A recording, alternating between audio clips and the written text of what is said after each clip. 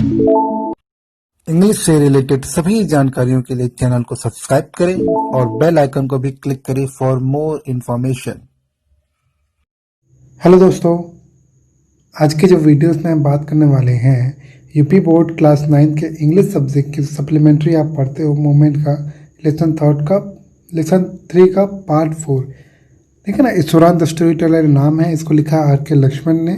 चलिए सबसे पहले मैं बता दूं, अगर आपको इससे पहले की वीडियोस के लिंक चाहिए तो आप ऊपर दिए गए लिंक पे क्लिक करोगे तो आपको वो सारे वीडियोस के लिंक मिल जाएंगे सप्लीमेंट्री के। अगर आपको प्रोज के चाहिए तो मुझे कमेंट में पूछ सकते हो, मैं आपको उसका लिंक दे दूंगा।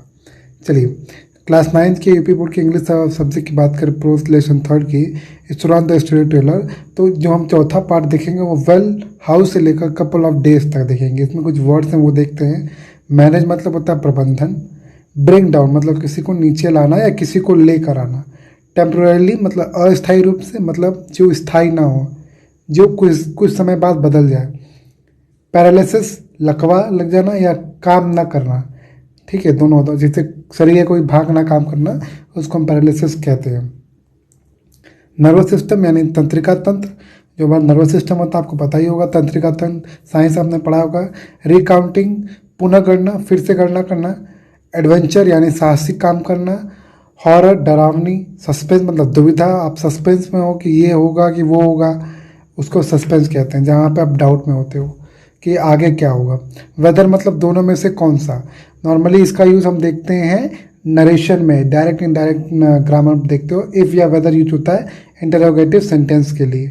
ठीक है, तो अब वहाँ ज़्यादा अच्छे तरीके से जान सकते हो। बस वेदर मतलब यहाँ मतलब की भी हो सकता है, यदि भी हो सकता है। क्रेडिबल मतलब विश्वसनीय, मतलब बहुत क्रेडिबल है, बहुत विश्वसनीय है, इस पर हम विश्वास कर सकते हैं। एंजॉयड मतलब मज़ा आया। इनिमिटेबल है ना, अनोखी, जो सबसे अलग हो, उसको बोलते हैं इनिमिटेबल। ठीक, कोशिश करेंगे तो जल्दी आएगा। एब्सेंस मतलब अनुपस्थिति, मतलब वो यहाँ पर उपस्थित है, उसका उल्टा, यानी कि वो यहाँ पर उपस्थित नहीं है। एब्सेंस मतलब अनुपस्थित। ऑस्पिशियस मतलब शुभ, अच्छा। ट्रेडिशन मतलब परंपरा। वेरियस मतलब विभिन्न, अलग अलग प्रकार के। फिर लिखा है डेलिसिस मतलब अलग अलग व्यंजन खाने के लिए नॉर्मली यूज होता है। एंसेंटर मतलब पूर्वज, जो हमारे पूर्वज होते हैं उनको हम, जो बहुत पुराने दादा परदादा के जो होते हैं उनको पूर्वज कहते हैं, है ना। फिर लिखा है कॉम्प्लीमेंटेड यानी बधाई दी। फिर लिखा है क्यूलिनरी स्किल यानी पाक कला। ये आपको मैं बता दूंगा बुक में पाक कला क्या होता है। सिंपल समझो, एक कोई कला होती है। सीन मतलब प्रतीत हुआ या लग रहा था।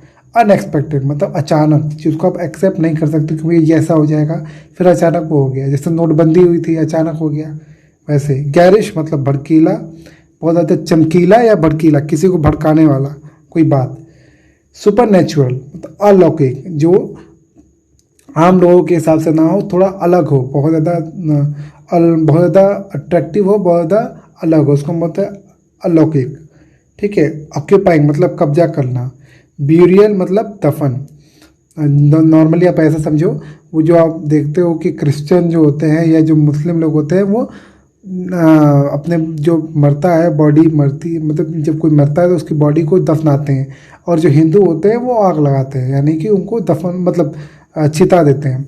तो जो गड्ढा बनाते हैं जिस, तो उसको हम ब्यूरियल कहते हैं, दफन कहते हैं। ठीक है। जर्क्ड ऑफ आउट यानी किसी को झटका देकर बाहर निकालना या झटका दिया। रिवरी मतलब माया। ड्रिफ्टेड मतलब ढेर लगाना। सेटिस्फाइंग संतोषजनक। नरेट मतलब किसी चीज़ को बताना या बयान करना। फ्राइटेंड मतलब डरा हुआ। हॉरिबल यानी भयंकर। अपीयर्स ऑफ मतलब कोई चीज़ प्रकट हुआ। श्रेवल्ड यानी सूखा। स्केलेटन यानी कंकाल। और फोटेस मतलब भ्रूण।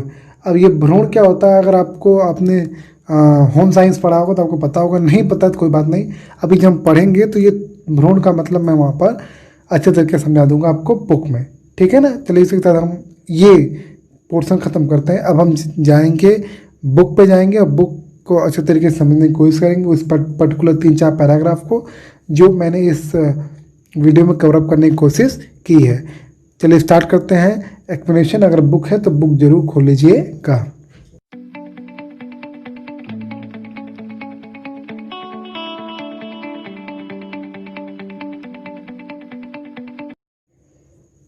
तो दोस्तों ये है 11 पैराग्राफ बुक का, अगर आप देखोगे तो। और नॉर्मली जो मेरे वीडियो के हिसाब से चौथा पार्ट है। हो सकता है आपको थोड़ा धुंधला दिख रहा हो तो प्लीज़ बुक रख लीजिएगा। अदरवाइज़ अगर फिर भी धुंधला दिख रहा है तो वीडियो क्वालिटी अच्छी करिए।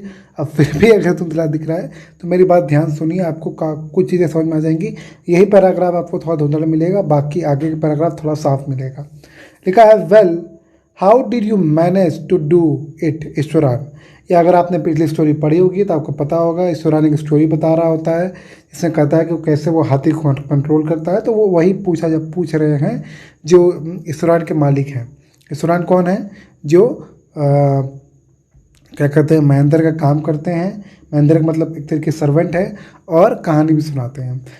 तो महेंद्र कहते हैं, well how did you manage to do it.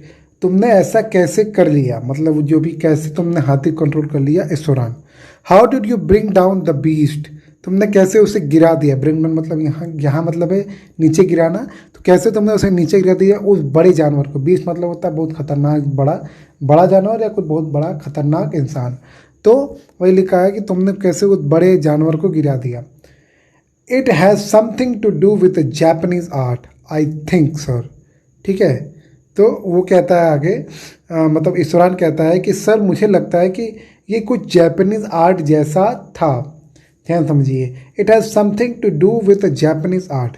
ये कुछ जापानीज मतलब जो जापान की जो कला है उसमें ये कुछ था। आई थिंक, मैं सोचता हूँ सर। कराटे और जिस्सो इट इज़ कॉल्ड। शायद इसको कराटे कहते हैं या जिस्सो कहते हैं। ये ईश्वरान अभी क्लियर नहीं है कि उसने जो ट्रिक अपनाया था उसको कराटे कहते हैं कि जिस्सो कहते हैं। वो क्लियर नहीं था, बस उसको इतना दिमाग में आ रहा था कि उसने जो आइडिया अपनाया था वो जापानीज आर्ट था। I had read about it somewhere. मैंने कहीं पर इसके बारे में पढ़ा था। ठीक है, it temporarily paralyses the nervous system you see. ठीक है, तो कह रहा है कि जब हाथी को गिराया था मैंने, तो जो मैंने ट्रिक अपनाई थी वो ट्रिक मैंने कहीं पे पढ़ी थी, जापानीज ट्रिक थी कोई, तो मैंने वो अप्लाई कर दी थी। आगे लिखता है, it temporarily paralyses the nervous system. ये टेम्परली मतलब कुछ समय के लिए ये क्या करता है, ये नर्वस सिस्टम जो हमारी तंत्रिका सिस्टम होता है जिससे इंफॉर्मेशन आता जाता है, उसको कुछ समय के लिए पैरालाइज मतलब होता है एक तरीके से मतलब उसको एकदम शून्य कर देना कि नर्वस सिस्टम को इन्फॉर्मेशन जाए ही ना। जैसे नर्वस सिस्टम से इन्फॉर्मेशन नहीं जाएगा, दिमाग काम करना बंद कर देगा। जैसे ही दिमाग काम करना बंद कर देगा, उसके बाद आपका दिल तो चलेगा, दिल तो धड़केगा, लेकिन बाकी इस बॉडी के पार्ट्स उतने अच्छे तरीके से काम नहीं करेंगे। तो जैसे लोग बेहोश नहीं होते हैं, है ना, बेहोश हो जाते हैं, वैसे ही वो बेहोश हो जाता है। वही लिखा है, temporarily paralysis the nervous system you see. आपने देखा मतलब कहानी को बता रहा है, कैसे आपने कहानी में देखा कि मैंने हाथी को नर्वस करके गिरा दिया। तो ये मैंने पढ़ा था कहीं पे कि भाई अगर मैं इस आर्ट को अपनाऊंगा तो कोई भी कुछ समय के लिए पैरालाइज हो जाएगा, नर्वस सिस्टम, उसका नर्वस सिस्टम पैरालाइज हो जाएगा। यहाँ तक क्लियर है। अब हम पढ़ने जा रहे हैं, not a day pass without Iswaran recounting some story packed with adventure. एक दिन भी नहीं बीता था ईश्वरान के उसने वो जो कहानी सुनाई थी, सम स्टोरी, जो कुछ उसने कहानी सुनाई थी पैक्ड विद एडवेंचर, जो भरी हुई थी। पैक्ड विद एडवेंचर मतलब जो उत्सुकताओं से भरी हुई थी, ये जो साहसिक कामों से भरी हुई थी। हॉरर एंड सस्पेंस, इसमें डर भी थे और सस्पेंस यानी कि बोल सकते हैं रहस्य कि आगे क्या होगा। तो ये सब चीज़ें कुछ ही दिन बीती ही थी। मतलब ये जब ईश्वरान बताया था तो उस कहानियों के बताने के कुछ ही दिन बीता था। Whether the story was credible और नॉट। कहानी को आप मतलब क्रेडिबल कह सकते हैं, यानी कि वो विश्वसनीय थी या नहीं थी। Mahendra enjoyed listening to its. Mahendra बहुत एंजॉय करता था उसकी कहानियों को सुनने में। मतलब उसकी कहानियों में सच्चाई थी कि नहीं थी, विश्वास कर सकते हैं कि नहीं कर सकते हैं, ये बात अलग बात है। लेकिन महेंद्र बहुत ज़्यादा मतलब एंजॉय करता था ये सब कहानियाँ सुनकर। Because of it inimitable way in which it was told, क्योंकि वो जो इनिमिटेबल मतलब होता है कि जिस तरीके से वो उसको सुनाता था, मतलब एकदम अलग तरीके से, वो इनिमिटेबल, जैसे मैंने बुक में मैंने वर्ड मीनिंग बताया था, यहाँ जो इसका मतलब है कि एकदम अलग तरीके से, एकदम ऐसा कि रहस्यमयी, ताकि आपका इंटरेस्ट बना रहे, ठीक है, वो इस तरीके से बताता था। विच इट वॉज टोल्ड, इस तरीके से बताता था। इट वॉज टोल्ड ये पैसिव वॉइस वर्ड सेंटेंस है। लिखा है Iswaran seems to be more than make up for the absence of TV in Mahendra's living quarter, ठीक है sorry, Isuran seems to be to more than make up for the absence of TV. Iswaran ऐसा प्रतीत होता था कि वो टीवी का मेकअप है, यानी टीवी के अभाव जो एब्सेंस हो रहा है, एब्सेंस ऑफ टीवी मतलब जो टीवी का अभाव आ रहा है उसका ये मेकअप है। मेकअप मतलब होता है उसका भरपाई है। इन महिंद्रास लिविंग क्वार्टर, जिस क्वार्टर महिंद्रा रह रहा था तो उसमें टीवी नहीं था। तो जो ईश्वरान की स्टोरी ही क्या था, एक तरीके से भरपाई था टीवी के अनुपस्थिति का, ठीक है। टीवी होता तो लोग कुछ ना कुछ देखते ही हैं, नाटक वाटक देखते ही हैं, तो लेकिन टीवी क्योंकि था नहीं, तो भाई ईश्वरान ही पूरा मनोरंजन करता था महेंद्र का। और उसका टीवी काम महेंद्र का टीवी काम कौन कर देता था? ईश्वरान, अपनी कहानी बताकर। हिंदी अनुवाद लिखा है, अच्छा तुमने इसे कैसे किया ईश्वरान, तुमने जानवरों को कैसे नीचे गिराया? ये कुछ जापानी कला की तरह है, मेरा विचार है श्रीमान, कराटे या जी जित्सु कहा जाता है इसे। मैंने कहीं इसे विषय में पढ़ा था। यह तंत्रिका तंत्र को अस्थायी रूप से अशक्त कर देता है, ठीक है, आप जानते हैं। एक भी दिन नहीं बीतता था कि जब ईश्वरान साहसिक कार्यों, भय और रहस्य में लिपटी हुई किसी कहानी का वर्णन न करता हो। मतलब वो रोज कोई ना कोई एक पुरानी कहानी, बड़ी रहस्यमयी तरीके वाली या डरावनी कहानी बताता था, चाहे कहानी विश्वसनीय हो या नहीं। मैं तब इसके अपूर्व तरीके जिससे इसे सुनाया जाता था, इस कारण इसे सुनने का आनंद लेता था। मतलब इस तरीके से सुनाया जाता था कि भाई महंत उससे आनंद लेता था। महंत के रहने के कमरे में टीवी के अभाव की लगता था ईश्वरान अधिक भरपाई कर देता था। ऐसा लगता था कि भाई टीवी नहीं है तो अच्छा ही है, क्योंकि ईश्वरान भरपाई बहुत अच्छे तरीके से कर देता था, यहाँ तक कि ज़्यादा कर देता था। अब चलते हैं 12वां पैराग्राफ। लिखा है, one morning when Mahendra was having breakfast Iswaran asked, एक सुबह महेंद्रा जब ब्रेकफास्ट कर रहा था यानी ले रहा था, ईश्वरान आस्क्ड, ईश्वरान ने पूछा, can I make something special for dinner tonight sir? श्रीमान, सर मतलब यहाँ हिंदी में आप श्रीमान कह सकते हो कि श्रीमान, can I make something special for dinner, क्या मैं कुछ विशेष बना सकता हूँ आज रात के खाने के लिए, है ना सर, मतलब श्रीमान। After all day is an auspicious day. After all, यहाँ लिखा आफ्टर ऑल मतलब नॉर्मली हम यूज़ करते हैं आखिरकार, पता ना, आखिरकार हमें ये सब करना ही करना है। तो after all today is an auspicious day, आखिरकार आज बहुत ही शुभ दिन है। According to tradition we prepare various delicious to feed the spirit of our ancestor today. अब मुझे पता नहीं है किसकी बात कर रहे हैं, किस त्यौहार की बात कर रहा है ईश्वरान, पर वो कह रहा है कि भाई आज कोई बहुत शुभ दिन है, तो क्या रात के खाने में कोई स्पेशल बनाया जाए? वो ईश्वरान पूछता है महेंद्र से, एक जब वो ब्रेकफास्ट कर रहा था उसी दिन। वो आगे कहता है, according to tradition we prepare various delicious मतलब अलग अलग प्रकार के खाने। तो जो हमारा ट्रेडिशन है, ईश्वरान कहता है जो हमारी परंपरा है उसके हिसाब से हम आज के दिन बहुत ही अलग अलग प्रकार के व्यंजन बनाते हैं, खाना बनाते हैं। To feed the spirit of our ancestor today, अपनी एंसेंटर मतलब जो हमारे पूर्वज हैं उनकी आत्मा को खिलाने के लिए हम काफ़ी अलग चीज़ें बनाते हैं। नॉर्मली आप देखते हो पितरपक्ष में जो आपके पापा होंगे या आपके ऐसे कोई होंगे जिनके पिता नहीं होंगे, ठीक है, तो जिनके पिता नहीं होते हैं नॉर्मली वही ये अलग काम करते हैं। वो क्या करते हैं, अपने पूर्वजों यानी पिता के नाम पर वो क्या करते हैं, पूड़ियाँ सब्जियाँ बनाकर वो किसी गरीब को देते हैं या तो छत पर रख देते हैं अपने, या किसी गंगा किनारे जाकर वो रख देते हैं। और कहा जाता है कि वो कौवे आके खाते हैं और कौवे में ही पूर्वजों की आत्मा होती है। मैं एक एक ट्रेडिशन बता रहा है, एक बोल सकते हैं कि एक मैं आपको बोल सकते हैं कैसे परंपरा बता रहा हूँ, ठीक। मैं कंफर्म नहीं हूँ कि ये उसी परंपरा के बारे में बात हो रही है। क्लियर है? आगे हम पढ़ेंगे तो क्लियर हो जाएगा। देखा, that night Mahendra enjoyed the most delicious dinner complimented Ishwaran on his culinary skill. ठीक है, तो जो उस रात महेंद्र ने एंजॉय किया, मतलब एक तरीके से उसको अच्छा लगा। द मोस्ट डिलीशियस डिनर, सबसे बेहतर स्वादिष्ट का रात का खाना उसे उस दिन जो मिला था उसको सबसे अच्छा लगा।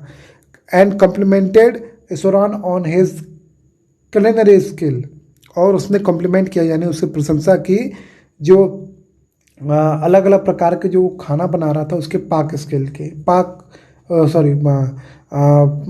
पाक कला की। कलर मतलब था पाक कला, यानी कि अलग अलग प्रकार के खाना बनाने की कला। ही सीम्स वेरी प्लीज्ड, बट वो बहुत ज़्यादा प्रसन्न था, लेकिन अनएक्सपेक्टेडली, ठीक है, ये मतलब अनएक्सपेक्टेडली मतलब बड़े के अचानक तरीके से launch into a most garage account involving the super natural. ठीक है, तो उसने क्या किया, वो खुश तो था, लेकिन उसने क्या किया, launch into a most garage accounting involving the super natural.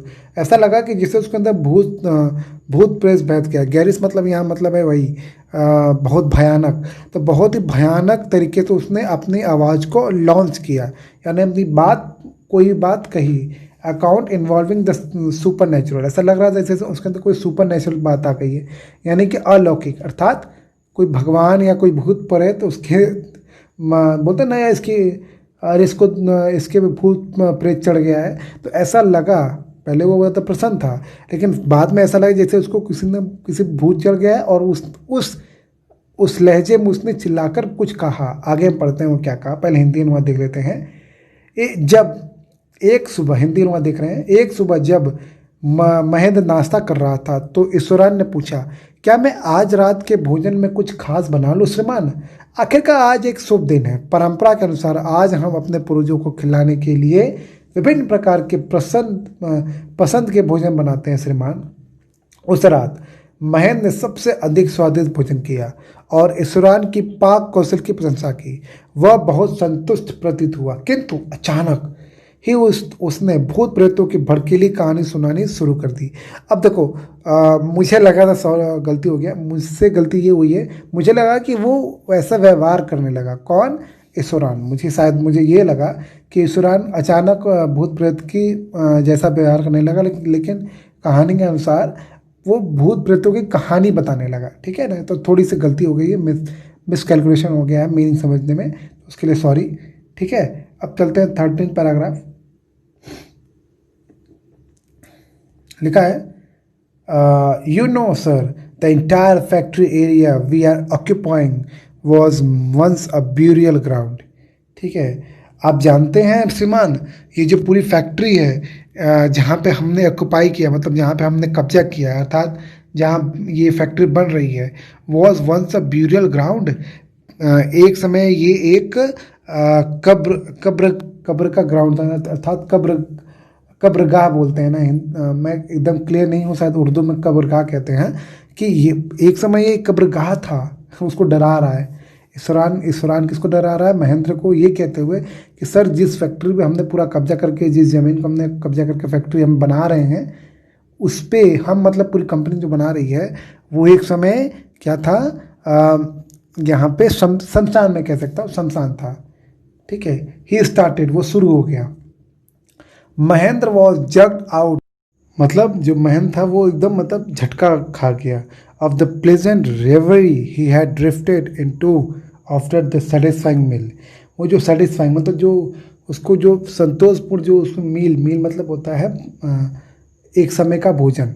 तो एक जो उसने मील यानी जो भोजन उसने किया था, उसको जो उसने वो जो एकदम संतुष्टि मिली थी, उससे जो वो जो उसका प्लेजेंट रेवरी, जो वो बहुत ज़्यादा आनंद भया जो जैसे हम नॉर्मली कोई अपना फेवरेट खाना खाते तो एकदम खुश हो जाते हैं ना, तो वैसे वो भी बहुत ज़्यादा खुश हो गया था।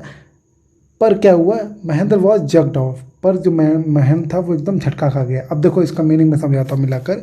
Mahendra was jogged out, Mahendra जो था एकदम झटका खा गया। Of the pleasant reverie he had, जो जो उसके पास था बहुत ज़्यादा आनंद में, जो उसके अंदर जो स्वाद था, यानी जो उसके अंदर जो अच्छा खाना उसने खाया था, संतोषपूर्ण खाना, उसका जो स्वाद था, अचानक उससे उसको झटका लग गया। ठीक है, जब जैसे ही महेंद्र ने जब इसकी बात की, ब्यूरियल ग्राउंड यानी कि कब्रगाह की बात की, तो उसको झटका लग गया। Into after the satisfying meal, वो जो संतोषपूर्ण उसने मील किया था, भोजन किया था, वो जो उसका आनंद वो ले रहा था, अचानक वो झटका खा गया। I knew on the first day itself, मैं खुद इसको पहले दिन से जानता था। When I saw human school lying on the path, जब मैंने ह्यूमन स्कल मतलब इंसान का खोपड़ी, स्कल मतलब खोपड़ी, मैंने पाथ पर रास्ते में देखा था। Even now I come across a number of skull and bones, और अगर अब मैं अब की बात करूँ तो यहाँ बोलता है इवन नाउ, अब भी। आई केम अक्रॉस, एक केम अक्रॉस नॉर्मली यूज करते हैं जब आप किसी चीज़ को देख लेते हो या जान जाते हो। तो I come across a number of skull and bones, मैं देख चुका हूँ या जान चुका हूँ काफ़ी सारे स्कल यानी खोपड़ी और हड्डियाँ। इस दौरान कंटिन्यूड, इस दौरान जारी रहा, यानी वो महेंद्र को डराने लगा या महेंद्र को कोई स्टोरी बता रहा है। स्टोरी में बताता है कि भाई मैं तो पहले दिन से जानता था कि यहाँ भूत प्रेत है, क्योंकि मैंने जब मैं जा रहा था तो मैंने एक रास्ते में मैंने एक स्कल यानी खोपड़ी देखो, फोटो में देखो खोपड़ी दिख रहा है ना, खोपड़ी देखी। इवन नाउ फिर लिखा है I come across a number of skull and bone, और अब भी मतलब अब तक जो मैंने देखा है उसमें मैंने कई सारे स्कल, कई सारी खोपड़ी, कई सारी हड्डियाँ देखी हैं। इस दौरान कंटिन्यू, इस दौरान आगे बोलता है, बोलता रहता है। ठीक है, फिर आगे लिखा है he went on to narrate how he sometimes saw ghosts at night. He went on, वो जारी रहा, to narrate, बताने के लिए वो जारी रहा, यानी कि बेचारा वो जो था वो अपना कहानी स्टार्ट कर दिया था इस दौरान। How he sometime saw ghost at night, कैसे उसने कुछ मतलब कुछ समय उसने घोस्ट यानी भूत देखा रात को। आगे वो कहता है, ये देखो अब वो बता रहा है, आगे वो कहता है I am not easily frightened by these things sir. हाँ, कहता है कि सर मैं ये सब चीज़ों से जल्दी डरने वाला नहीं हूँ। I am a brave fellow, मैं बहुत बहादुर इंसान हूँ, या बोल सकते हैं बहुत बहादुर व्यक्ति हूँ। But one horrible ghost of a women which appears of and on at the mid night during the full moon, यानी कि लिखा है बट वन हॉरिबल घोस्ट, पर एक बहुत खतरनाक भूत ऑफ अ वुमेन मतलब औरत का भूत। ठीक है, तो पहले वो कहता है कि सर मैं ये सब चीज़ें डरता नहीं हूँ, मैं बहुत बहादुर हूँ। फिर आगे कहता है पर सर एक औरत का भूत विच अपीयर्स ऑफ जो दिखाई देता है and on at mid night during the full moon. Full moon मतलब जब पूर्णिमा होता है। ठीक है, तो जब पूर्णिमा होता है, जब पूरा चांद दिखता है, उसकी रात को, मध्य रात्रि को, वो बहुत जो औरत का जो भूत है, खतरनाक भूत, वो दिखाई देता है। इट इज़ एन अगली क्रिएचर, वो बहुत ज़्यादा भद्दा क्रिएचर, मतलब बहुत ज़्यादा भद्दा वो है। क्रिएचर मतलब प्राणी, लेकिन यहाँ प्राणी तो है नहीं क्योंकि वो भूत बन गया है, तो बोल सकते हैं वो बहुत ज़्यादा भद्दा है। कोई भी चीज़ है वो भद्दी है। विथ मैटेड हेयर, मैटेड मतलब वो जो उसका जो बाल है वो बिखरा हुआ बाल है। एंड अ श्रिवल्ड फेस, और जो उसका चेहरा है वो श्रिवल यानी सिकुड़ा हुआ है। अर्थात भाई देखो, जब कोई मर जाता है तो उसका जो चमड़ा होता है वो सिकुड़ जाता है धीरे धीरे।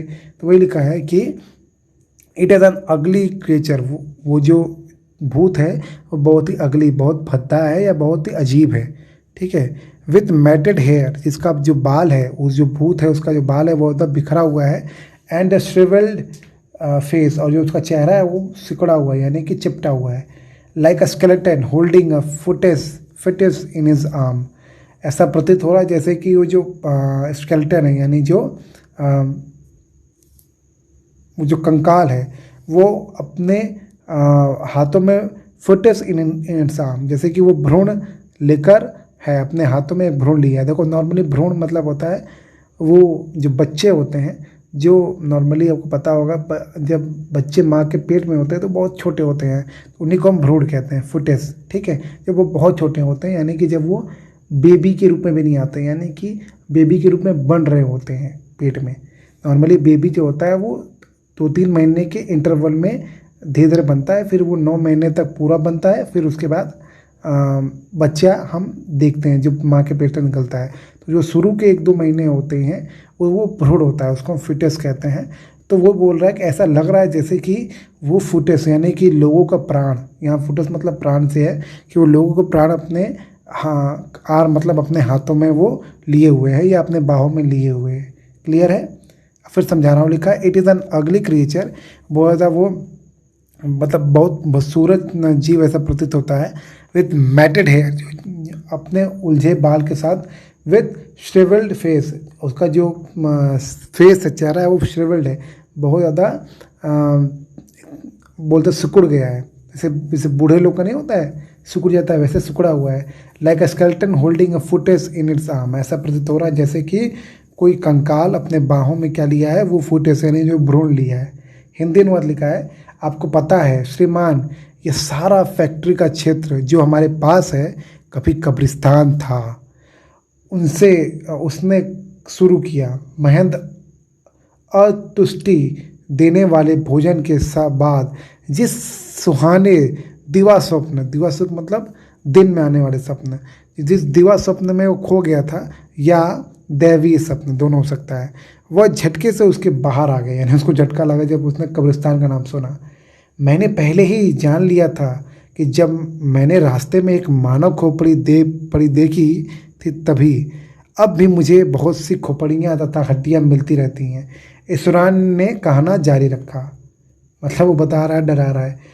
उसने कैसे कैसे उसे कभी कभी रात में भूत मिलते हैं, इसका वर्णन जारी रखा। आगे ये ईश्वरान कह रहा है, एग्जैक्ट ईश्वरान ने जो कहा है हम वही बात कहने जा रहे हैं। मैं इन चीज़ों से आसानी से नहीं डरता श्रीमान, मैं बहादुर आदमी हूँ, लेकिन एक औरत का डरावना भूत जो जदा कदा पूर्णिमा की रात को दिखाई देता है, यह बदसूरत जीव है, उलझे बालों वाले, झुर्रीदार, वही मैं सिकुड़े हुए, तो वही सिकुड़े हुए मतलब वही है, सिकुड़े चेहरे के साथ, जैसे कि कोई कंकाल अपनी बाहों में भ्रूण लिए हो, यानी कि लोगों का जीव लिए हो, ऐसा प्रतीत हो रहा है। अब हम जा रहे हैं लास्ट पैराग्राफ देखने इस वीडियो का, ठीक है। आपको मैं एक बात बता दे रहा हूँ, अब मैंने लास्ट पैराग्राफ का वर्ड मीनिंग नहीं बताया था, तो अभी आपको स्क्रीन पे जो पार्ट दिखेगा वो लास्ट पैराग्राफ का वीडियो का है, तो प्लीज़ उस पार्ट को देखिए और उसके वर्ड मीनिंग को नोट करिए। चलिए देखिए,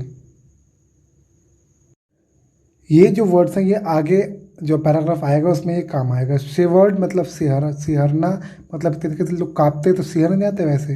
डिस्क्रिप्शन यानी विवरण। इंटरप्टेड मतलब किसी को बाधित किया, किसी को रोक दिया। फिगमेंट यानी मनगढ़ंत बातें करना, खासकर अफवाह को हम फिगमेंट कह सकते हैं। इमेजिनेशन यानी कल्पना। डाइजेस्टिव यानी पाचन। नॉनसेंस यानी बकवास। सरप्राइज मतलब आश्चर्यचकित, और टॉकेटिव मतलब बात नहीं, जो बहुत ज़्यादा बात करता हो। तो ये सब वर्ड अभी हम पैराग्राफ में देखेंगे। चलिए अब हम चलते हैं पैराग्राफ पे।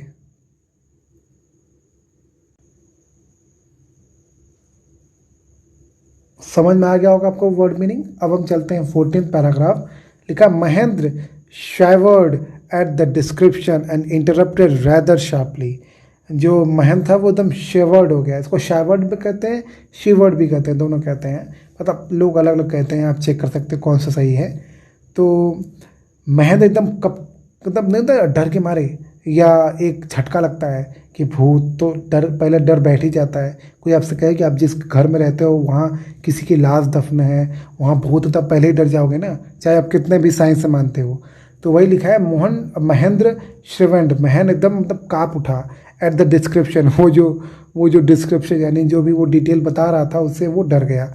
एंड इंटरप्टेड रैदर शार्पली, बहुत तेज़ी से उसने उसको इंटरप्टेड किया है, उसको रोका कि भाई ये जो कहानी बता रहे हो रोको। यू आर क्रेजी ईश्वरान, तुम पागल हो ईश्वरान।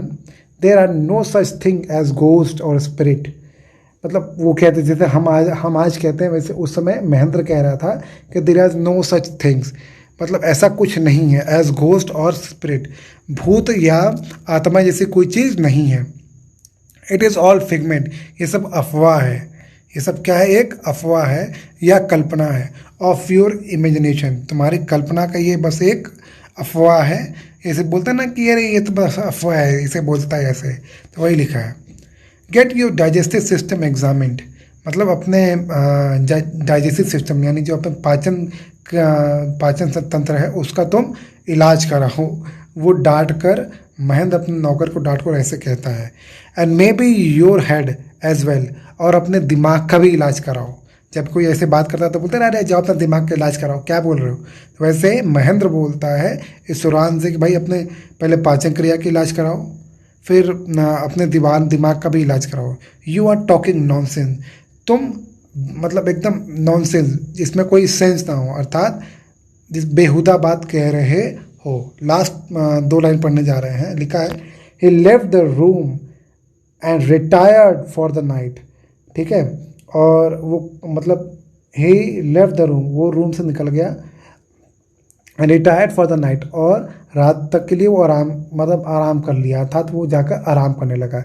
Expecting Suran to sulk off a couple of days, उसको ऐसा लग रहा था भाई जब मैं ऐसा करूँगा तो शायद सुरान कुछ दिनों के लिए क्या हो जाएगा, एकदम चुप हो जाएगा, बात नहीं करेगा, ठीक है। कपल ऑफ डेज मतलब कुछ दिनों के लिए। नॉर्मली आप किसी को डांटते हो तो वो एकदम नाराज़ हो जाता है, कुछ दिन के लिए वो बात ही नहीं करता। तो जो जिस तरीके से महेंद्र ने डांटा, उस समय तो गुस्से में डांटा होगा, फिर जब वो घर में गया होगा तो उसको याद आया होगा अरे यार मैंने जो उसको डांटा है, इससे एक तो फ़ायदा हो गया, इसरान मुझसे कुछ दिनों तक बात शायद न करे। इसरान ऐसा एक्सेप्ट कर रहा था, ऐसा वो मान रहा था। बट लेकिन द नेक्स्ट मॉर्निंग, पर अगली सुबह, ही वॉज सरप्राइज्ड, वो आश्चर्यचकित था, टू फाइंड, पाकर, क्या पाकर वो आश्चर्यचकित था, the cook as cheerful and talkative as well, वो जो रसोइया था अर्थात जो इसरान था वो वैसा ही जैसे पहले एक दिन पहले था, वैसा ही वो चेयरफुल खुशी था, और टॉकेटिव एज एवर, जैसा वो हमेशा रहता था वैसे ही वो बातूनी और प्रसन्न था। कौन, कुक अर्थात इसरान, अर्थात जो महेंद्र को लग रहा था कि उसने डांटा है, हो सकता है इसरान मुझसे 1-2 दिन बात ना करे कहानियों के बारे में, ऐसा कुछ नहीं हुआ। इसरान अपने मग्न था। इसका हिंदी अनुवाद देखते हैं, लिखा है वर्णन सुनकर महेंद्र काँप उठा और अपेक्षाकृत तेजी से उसने बीच में व्यवधान डाला, यानी रोका। तुम पागल हो इसरान, भूत आत्मा ऐसी कोई चीज़ नहीं होती है, यह सब तुम्हारी कोरी कल्पना है, यानी ये सब बकवास है, ये तुम्हारी सिर्फ कल्पना है। अपने पाचन तंत्र का इलाज कराओ जाओ, और शायद अपने सिर का भी, तुम बेहुदा बातें कर रहे हो। ये जो है ये लाइन किसने कही थी, ये लाइन महेंद्र ने कही थी, तुम पागल हो से लेकर, ठीक है। फिर लिखा वह रात भर आराम करने के लिए कमरे में बाहर चला गया। कौन, महेंद्र, उम्मीद करते हुए कि ईश्वरान मुझसे 2-3 दिन बात नहीं करेगा, कि भाई वो हो सकता है वो बात ना करे। लेकिन अगली सुबह रसोइये को हमेशा की तरफ उतना ही प्रसन्न वह बातों नहीं पाकर उसे आश्चर्य हुआ। किसे, महेंद्र को, ठीक है ना। अब हम उसके आगे पढ़ेंगे नेक्स्ट वीडियो में।